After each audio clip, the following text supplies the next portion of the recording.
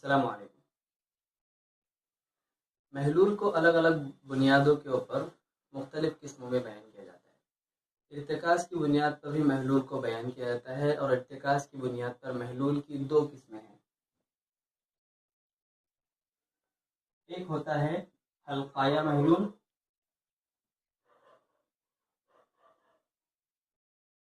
और दूसरा होता है मुर्तकिज़ महलूल।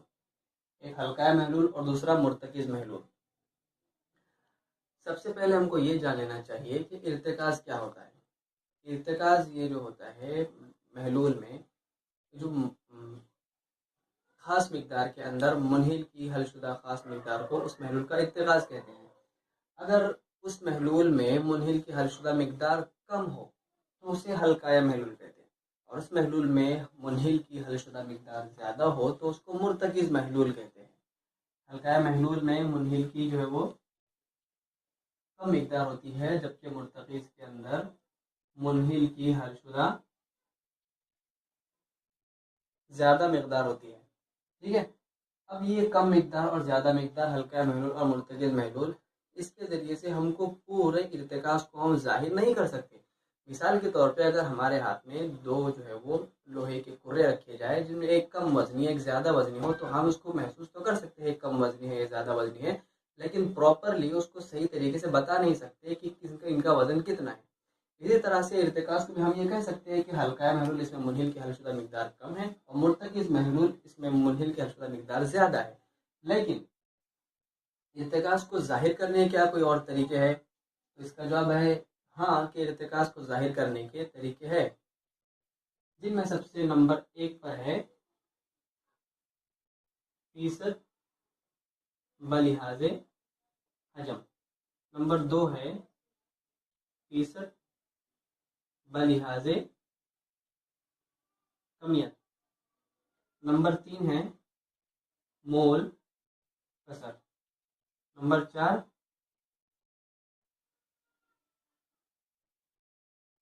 मोलारियत और नंबर 5 है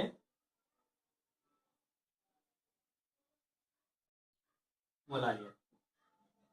ठीक है। एक है फ़ीसद बलिहाज़े हजम, एक है फ़ीसद बलिहाज़े कमियत, मोल कसर, मोलारियत और मोलारियत।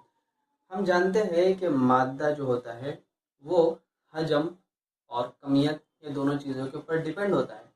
तो इसीलिए बस समझने में आसानी हो इसके लिए आपको बता रहा हूँ कि फ़ीसद इसकी पाँच तरीक़ों में से 2 तरीके वो हजम के लिहाज से है और 2 तरीके उसके जो है वो जो है कमियत के लिहाज से है।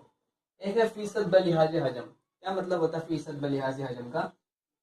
इसका मतलब ये होता है कि महलूल के अगर 100 इकाई हिस्से किए जाए तो 100 इकाई हिस्सों में से मुनहिल के हलशुदा इकाई हिस्सों की तादाद उस महलूल का हजम कहलाता है। और इसको हम इस तरह से डिनोट कर सकते हैं, ये जो है मुनहिल का हजम बटे महलूल का हजम ज़रब 100। इस तरह से हम जो है फ़ीसद बलिहाज़े हजम को मालूम करते हैं।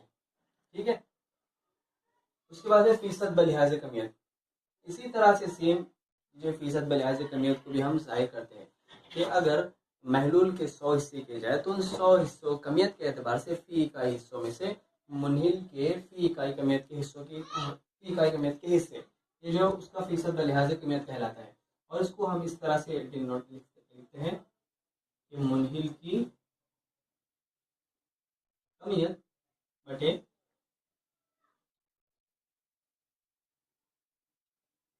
महलूल की कमियत ज़रब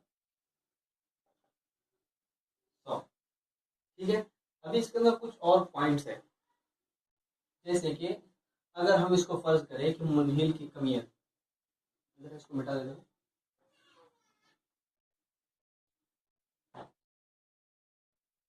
मुनहिल की कमियत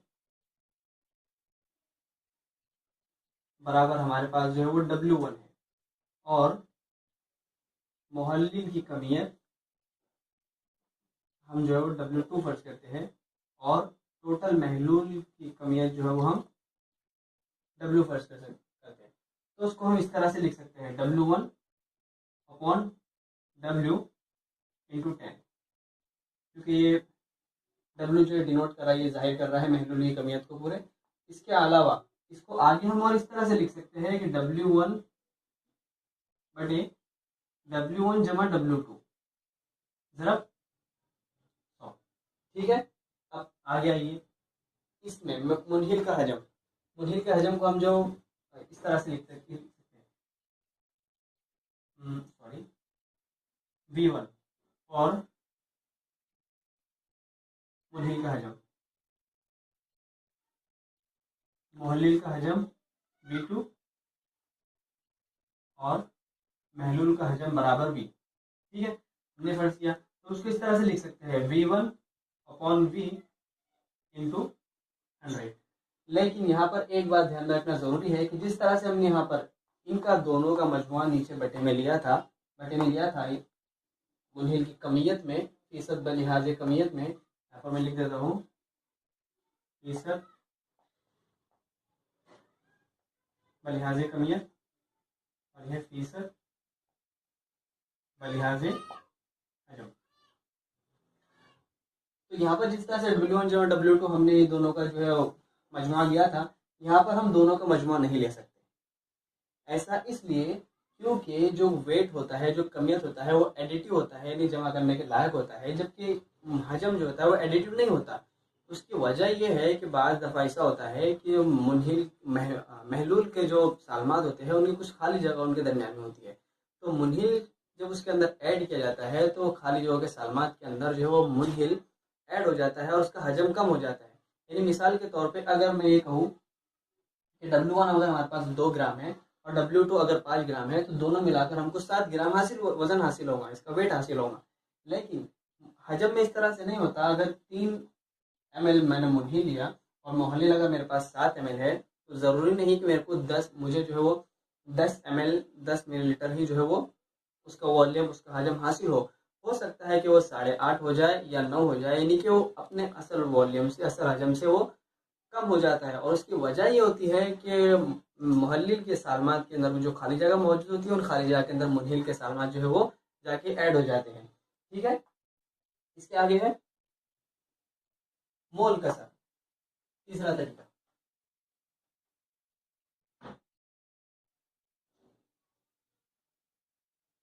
अच्छा, क्या है मोल कसर? सबसे पहले हमको ये जानना चाहिए कि मोल क्या चीज़ है। मोल, नंबर ऑफ मोल, यानी मोल की तादाद, एंड ये मोलों की तादाद। और हम इसको हासिल करते हैं किसी भी शय की जो है वो ग्राम में कमियत बटे उसकी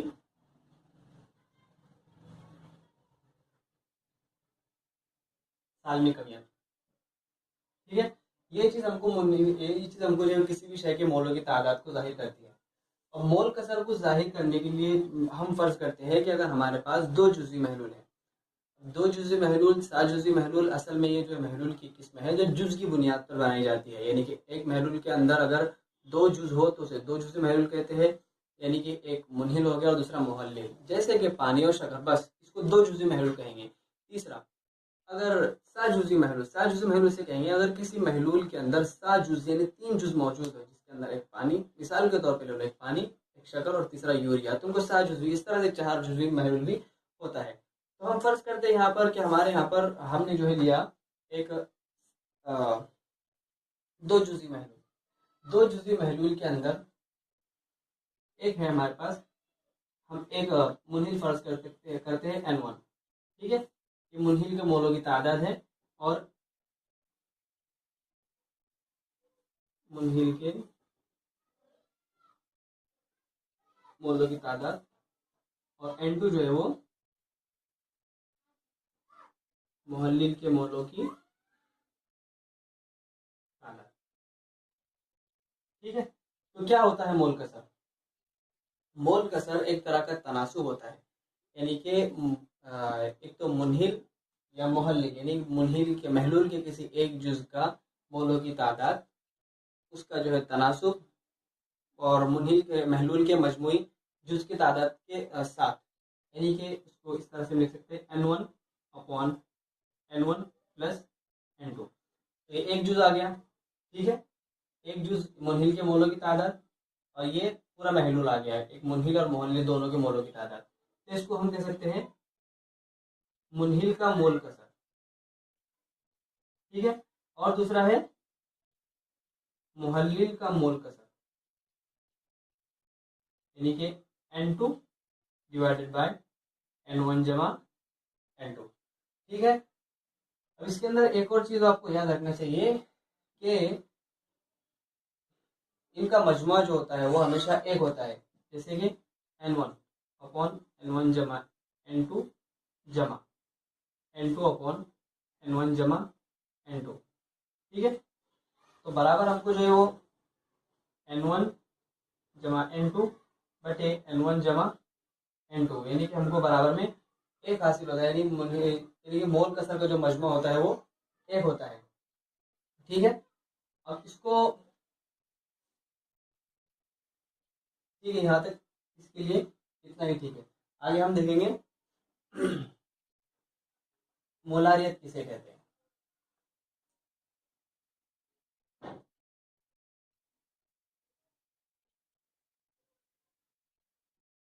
मोलारियत, मोलारियत जो डिपेंड होती है वो भी मोल्स के ऊपर, नंबर ऑफ मोल्स के ऊपर डिपेंड करती है।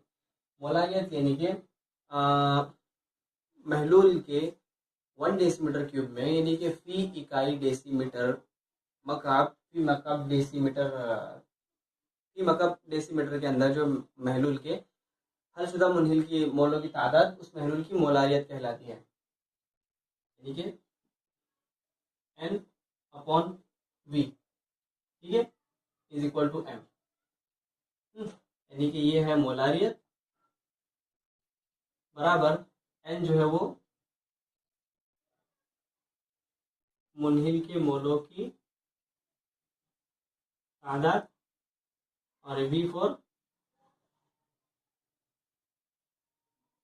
डेसीमीटर क्यूब में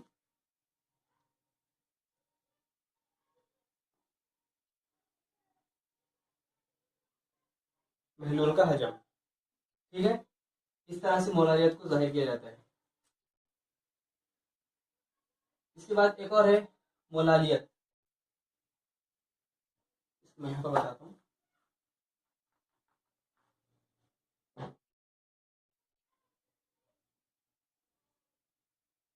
मोलालियत, मोलालियत जो होता है वो जिस तरह से यहाँ पर ये डेसीमीटर क्यूब महलूल का हजम है, उसी तरह से यहाँ पर जो है वो किलोग्राम में मुहल्लिल का मुहल्लिल की कमियत होती है, यानी कि मुनहिल के मोलों की तादाद बटे किलोग्राम में मुहल्लिल का वजन, या फिर कमियत कह लीजिए, वो उस महलूल की मोलालियत होती है, ठीक है। अब एक बात यहाँ पर ध्यान में रखिए कि मोलारियत और मोलालियत में एक फ़र्क तो यह है कि यहाँ पर कमियत के एतबार से इसकी पैमाइश की जा रही है, और मोलारियत में हजम के एतबार से इसकी पैमाइश की जा रही है। लेकिन इसी के साथ साथ एक और चीज़ यहाँ पर ध्यान में रखिए कि मोलारियत में महलूल का हजम लिया जाता है, महलूल का हजम, जबकि मोलारियत में सिर्फ मुहल्लिल का वजन और मुहल्लिल की कमियत की बुनियाद पर उसकी पैमाइश की जाती है, ठीक है। इसके अलावा और अगर हम इसको लिखना चाहें तो इस तरह लिख सकते हैं कि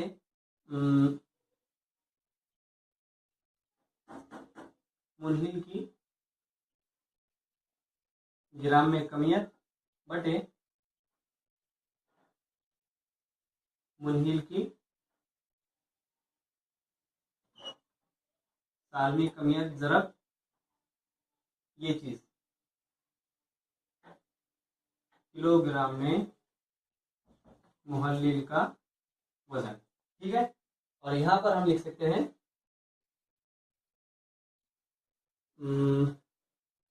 मुनहिल की, सॉरी,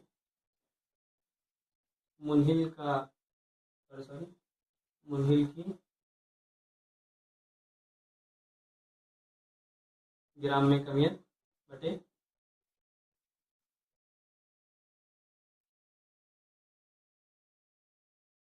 मुनहिल की सालमी कमियत ज़रब डेसीमीटर क्यूब में महलूल का हजम।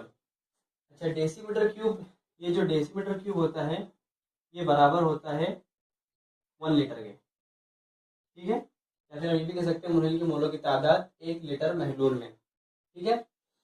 इस तरह से मोलारियत और मोलालियत को डिफाइन करते हैं, ठीक है। अब थोड़ा सा आपको यहाँ पर मतलब हैरत हो रही होंगी कि ये जो है वो मुनहिल की ग्राम में कमियत और मुनहिल की सालमी कमियत, ये दोनों चीज़ें कहाँ से आ गई। तो ये चीज़ें मैंने इससे पहले बताया मोल कसर में, ये दोनों चीज़ें हैं, ये यहाँ से आई है कि मुनहिल की मोलों की तादाद n बराबर क्या होता है,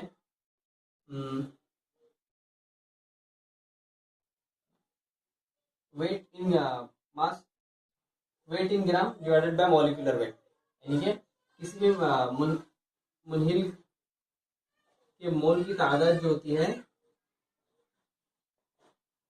एक तो उसके ग्राम में कमियत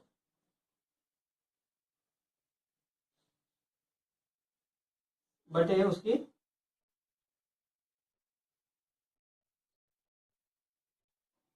सालमी कमियत, इस जरिए से हम जो मुनहिल के मोल की तादाद जो है निकालते हैं। तो बस इसको यहाँ से उठाकर जो है यहाँ पर इस ज़ाब्ते के अंदर रख दिया गया है, इसलिए वो इस तरह से हमको हासिल हुआ, ठीक है। उम्मीद करता हूँ आपका कॉन्सेप्ट आज का समझ में आया होगा।